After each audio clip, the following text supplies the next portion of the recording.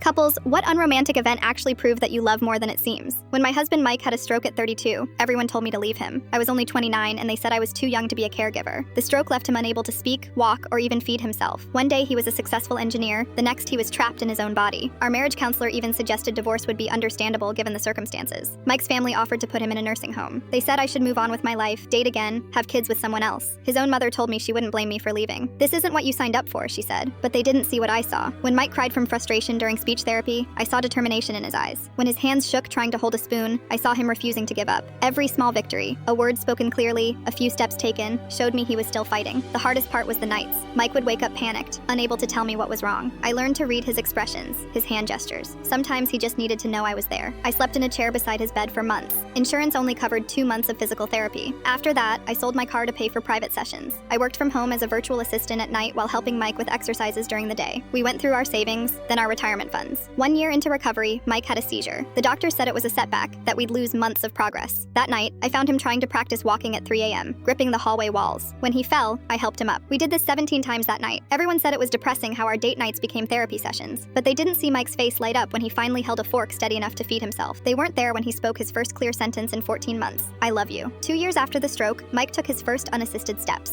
3 years in, he could speak in full sentences, though slowly. By year 4, he was using a computer again, teaching himself to code with one hand. His company offered him a part-time consulting role. Last month on our anniversary, Mike handed me an envelope. Inside was a check. He'd been secretly working on an app during his recovery, and a tech company had just bought it. The note attached said, "Thank you for not giving up on us." The money didn't matter. What mattered was seeing him smile again, hearing him laugh. The day after his stroke, his doctor told me he'd likely be in a vegetative state forever. Now he's teaching coding to other stroke survivors.